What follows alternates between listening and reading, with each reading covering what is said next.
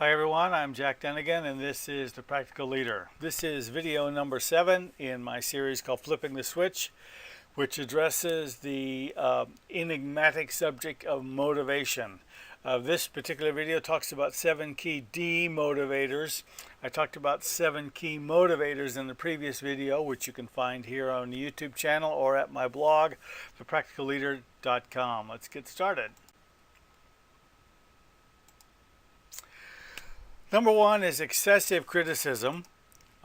Direction, guidance, and correction are one thing. Criticism is another. If you're harping on people all the time, or if people feel like they're being hounded all the time, it really is a downer. The former, direction, guidance, and correction, points to success, while the latter points out failure. It's never effective just simply to criticize. You need to correct, offer some direction and guidance. Simply pointing out where somebody has failed does not motivate, it doesn't inspire. A lot of people think it does, but it doesn't. There are times when you need to do that. Correction is necessary, direction and guidance, but just harping on it doesn't help anything. A lack of appreciation in 2 dimensions. You need to appreciate the person as much as you express appreciation for what they do, and that has to do with your general demeanor. If you treat them with respect, with kindness, with politeness, it doesn't matter how important you are.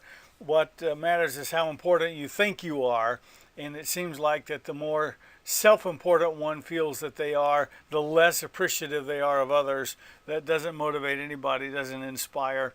You can still be polite, you can still be respectful. Confusing direction. I call this the vision of the week, where you're all hot and bothered about where you're headed this week, and then next week you're hot and bothered about some other direction.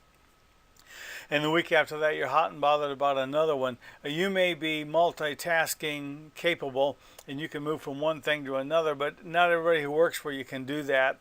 And they need to be able to focus on certain objectives and certain criteria, and so that needs to be consistent.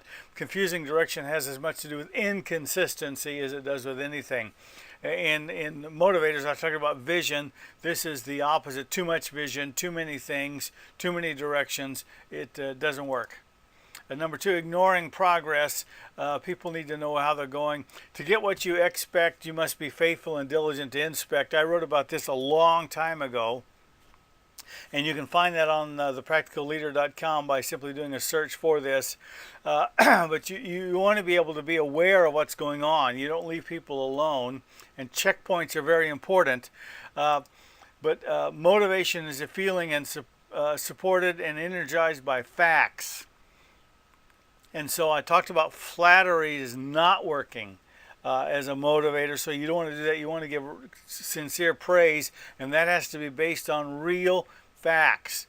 And so checkpoints are good. Don't ignore progress, and then don't fail to communicate that progress as well. And that leads to the next one, which is a demotivator is a lack of results, where people feel like they're not getting anywhere.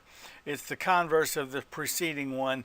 When people need to know that they're making progress, that they're getting along in their job, and if they don't know that, the next one, low pay or no reward. There's a big box store that I used to work for, actually, and they stopped the commissions and spiffs for the sales force, asking them instead to sacrifice, I'm not joking here, to make sacrifices for the good of the enterprise. Now, in nonprofit organizations, people do make sacrifices for the good of the enterprise, and they need to know that those sacrifices are worthwhile, which has to do with progress and results and appreciation. But in a for-profit business, like a big box store, that's not a noble calling, it's a job.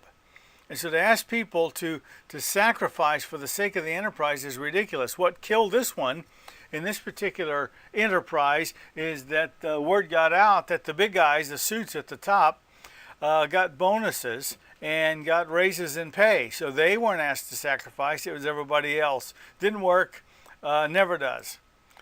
Floundering is the final one, when people feel like they're in over their head, when all you want is relief. And there are times when somebody's just in over their head, which points to either a need for reassignment or retraining. You either have to get them out of there and into a place where they can Challenge is one thing, drowning is another. And so you don't want to give people more than they can handle. You want to stretch, but you don't want to break. And if somebody just feels like that they're frustrated and not doing well, you need to take a look at that person and see if they're in over their head. You can read the full article, Flipping the Switch, 7 Key Demotivators, at thepracticalleader.com. I appreciate you listening. If you're on my YouTube channel, subscribe below. The next video is going to talk about building your line of credit in the bank of relationships. Sounds a little cheesy, but it really does work. So thanks for listening. We'll see you in a couple days.